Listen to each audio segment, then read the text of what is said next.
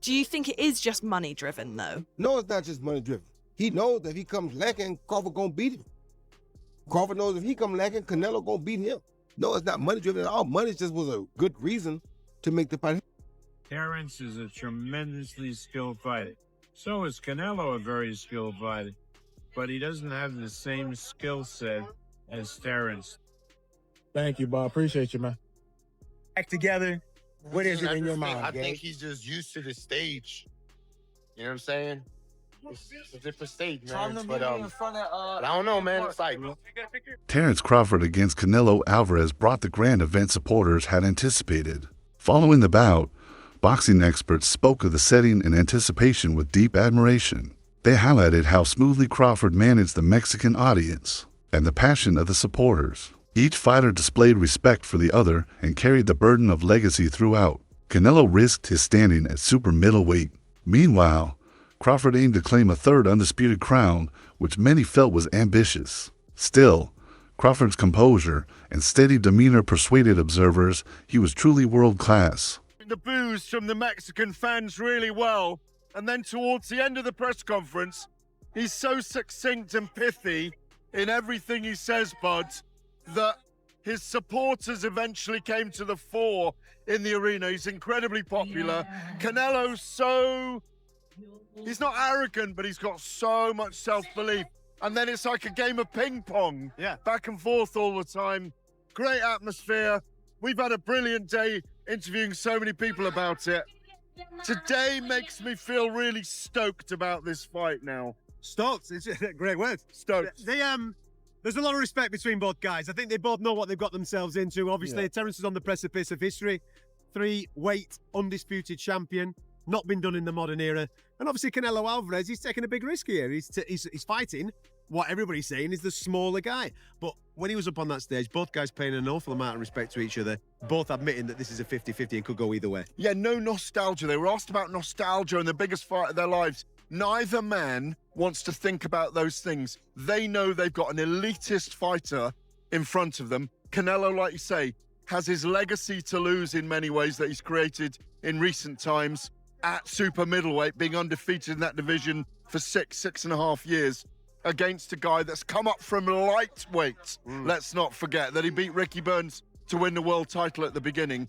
It's a massive ask for Terence Crawford still, but there's that feeling in all of us that he is capable of doing it. And he presents that the whole time. He's got this poker face. He's got this ability to respond in the right way. Crawford at the increased weight showed he could win Canelo's respect by refusing to retreat and holding his ground in exchanges. Analysts observed that he avoided relying on a strictly defensive Mayweather-type strategy, choosing instead to stick with his trademark rhythm, blending crisp counters with clever footwork. Canelo's steady pressure and punching strength remained a clear reminder of his dominance at super middleweight, while Crawford's calmness and flexibility displayed his brilliance. The contest carried shades of previous trials Canelo endured, but stood apart in its ferocity. 68 pounds. It is going to be a bit of a mystery how he comes into this weight class. There were some rumors of a shoulder injury. I'm not putting any stock into that because I don't think we can unless there's anything official really out there. Point being, there's got a lot of question marks around Terence Crawford. This video, we are going to suppose that those question marks are answered in full force by Terence Crawford being an absolute monster at this weight class. It's a lot of assuming, but it's kind of what we have to do to see the best version of Terence Crawford in this fight. So let's assume the weight doesn't bother him. Let's assume he is fully healthy, not injured. Let's assume that Canelo's power is not too much from him coming up from 147, 154 to 168. Let's assume all that's true. How does Terence Crawford win this fight? Number one, he has to get Canelo's respect early. Terence Crawford is not going to fight this fight on his back foot, circling around the ring like William Skull or Edgar Berlanga, any of these guys that got hit by Canelo and went, ooh, no, I don't want any part of that. That can't happen. And do not forget, by the way, that Charlo was 154 undisputed. When the dust cleared following this historic encounter, many shared the views of Carl Froch and Hamza Shiraz. Crawford's technical range, timing, and calmness on such a vast occasion left a powerful impression. Meanwhile, Canelo's reputation was ever present throughout the battle, having squared off with names like Gennady Golovkin and Floyd Mayweather, rivals who forced him to sharpen his tools. That background influenced his approach here. His strength remains an asset, that commands acknowledgement, not only from the fans, but also from experts at ringside. The fight reflected the compelling mix of Crawford's clinical accuracy against Canelo's proven might. At the sport's highest tier, it was less about settling superiority and more about underlining greatness in both. One, reinforcing his standing, the other extending his legacy. Before we move on to you and Canelo. Yeah. Who you got for this? I mean, this is an exciting fight. What's your pick for this one? I think Canelo's going to win rounds 8 to 10 knockout. You think he'll get a stoppage, yeah? Yeah, I think he's going to get the stoppage. I think... Are you basing that just on size? Or... No. It's a little bit on size, but I think Crawford's ego is not going to let him box. You got to remember, so you think he's going to take him on? Yeah. And I think he'll do what he has to do at the start, realise it's not going to work. Later on, try and match him, and that's it. Game over. See, I think if Crawford's going to do the job, it's got to be boxing, moving, keeping that. That's the only way it can be done. He can't fight him, can he? No, he can't fight. And you're saying there he gets drawn in because he just might do because he's unbeaten. He fancies himself as a bit of a tough. Well, he's tough, isn't he? He's tough, strong. He does everything well. Yeah. But at this weight, but Canelo was down at welterweight when he started, up at light heavyweight, and obviously been beat. He lost to Mayweather and lost to Dimitri Bivol. Yeah. Bivol was too much for him. Yeah. Back down at super middleweight now. That's probably his comfortable weight. And you just think Crawford's just not big enough. Nah, I don't think he is, man. And the thing is, with someone like Canelo, you got to either throw punches in bunches like Bivol did, or you got to be there where he respects your power, like GGG and these guys. So it sounds a bit mad, but I don't think Crawford's got either or. Yeah. He's talented, one of the best fighters in our generation, but you've got to remember, you're going up. 2 divisions, 3 divisions. Yeah, 2 or 3 divisions. Different. The game's different up there. But Canelo's not going anywhere, is it? Because he got clips. You mentioned Bivol there, and Bivol smashed him with quite a lot of big, heavy shots. Yeah. And he coped. He took it. Never been down, has he? And it didn't phase him. So I don't see how Crawford can hurt him. The matchup underlined the stark contrast between a natural super middleweight and a challenger daring to stretch himself in new territory. One carried the comfort of 168 pounds, showing resilience to punches that would shake ordinary rivals, while the other depended on speed, versatility, and steady output to stay level. Their trading sequences displayed bursts of power, well-timed counters, and quick adjustments from each man, maintaining suspense at every turn. As the fight pushed deeper, exhaustion and forward momentum shaped the narrative, laying the foundation for dramatic exchanges across the closing championship frames. Quite difficult to read. Canelo's not as difficult, but Canelo's just so much more experienced. And yes, they're going to look physically the same, but he's the natural 168-pounder. He's the one that's taken shots from guys that probably on a fight night weigh in nearly 200 pounds, and he's been able to eat those shots, eat them, right? I mean, we haven't seen Canelo wobbled since Miguel Cotto's brother wobbled him way back when, right? I mean, apart from that, this guy's taken shots off Gennady Golovkin. And anyone that can eat shots off Golovkin, I'm sorry, you've got my full respect because we know how hard Golovkin hits. What will Crawford's legs look like after a few rounds against Canelo? Like, Crawford's going to have to be active. One thing Crawford's got to understand as well, it's in Vegas. If you want to beat Canelo, you got to beat Canelo. A bit like Bivol did. You've got to make sure there is no arguments. It's all said and done. I did way more work. So Crawford's got to be busy. Canelo, we just know, isn't going to revert back to Canelo of 6-7 years ago. It ain't going to happen. So what Canelo does do is he tries to hurt you with one big shot now. He won't load up. It will tap you, then bang. I think we've seen that, especially that shot he throws where it looks like he's going to go to the body, then it goes up top. He's really good at that shot. So Crawford's got to look out for that. I think Crawford wins quite a few of the early rounds. And then I think the weight of Canelo's punches, the weight in Crawford's legs start to take some impact. And I think Canelo starts to eat a lot of the second half of the fight rounds. And then I think it comes down to who can do something in 11 and 12 championship rounds. I really do believe that's how it's going to play out. I've got a feeling that Canelo will hurt Crawford. In the wake of battle, discussions naturally turned toward the topic of drug testing, with questions lingering about whether Canelo underwent the same checks as peers in the division. The spectacle itself, nonetheless, remained the primary takeaway. Both men executed with discipline, showing conditioning and stamina built through rigorous preparation. Crawford's capacity to raise his skills into a higher class was widely admired. At the same time, Canelo's toughness, even against pinpoint blows, reminded audiences of his long-standing supremacy. Still, Whispers of performance scrutiny persisted not as direct claims, but as the recurring narrative shadowing Canelo each time he steps through the ropes. Around a whole bunch of dope people, right? His whole camp, we all know 7 people's been busted there. So how and why is no one asking about if he's been dope tested for this mega fight, right? And that's what I've been watching for. And that's why, you know, my interest is waning, my interest, because I understand that there's people who don't care. You know what I call boxing here, BTBG, beat the black guy. That's what I call boxing. That's what I've been seeing for years, right? Example, who gave a damn when Devin Haney was cheated with Ryan Garcia? Full of dope. All they were doing is celebrating a win, was what they were calling it.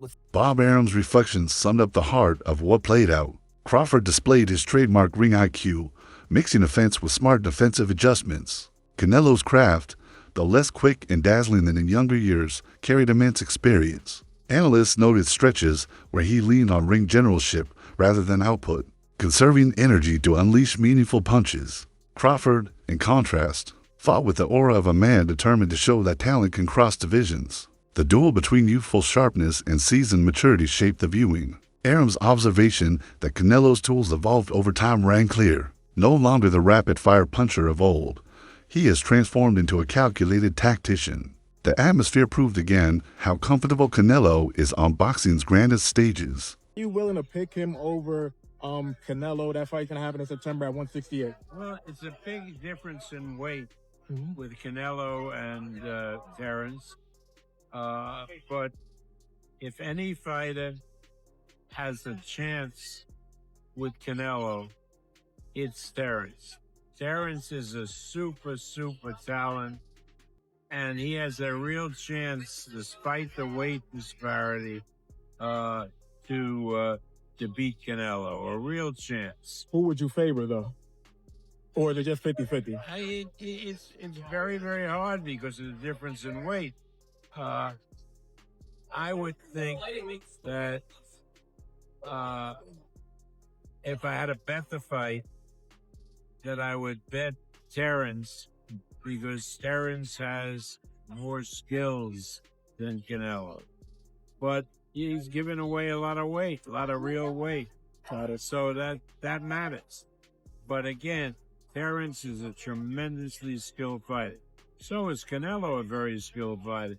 But he doesn't have the same skill set as Terence. Gabriel Rosado's remarks rang true as the world saw a fighter who has carried global events for well over 10 years. Canelo's calm in the spotlight was unshaken, never appearing troubled by the event's magnitude. Crawford, for his part, refused to be cowed, entering the moment with a cool focus that revealed his readiness for such a scene. Veteran composure often dictates how boxers navigate high-stakes clashes, and this one offered plenty. Spectators witnessed to elite athletes not only battling, but performing with remarkable balance. Under the brightest lights, I feel like it's leaning towards Canelo, man. Really? Yeah. And what gives you that feeling when you think about it? Is it just, is it the way he looks? Is it the way they interact together? What is it in your mind? I think he's just used to the stage. You know what I'm saying? It's a different stage, man. But I don't know, man. It's like I said, Crawford that dude. But I don't know, man. I think Canelo gonna get it. Is there anything that you feel like Terence is giving off that makes you feel like maybe the moment is too big, in your opinion, of having seen it time and time again, or is it just a gut feeling you have?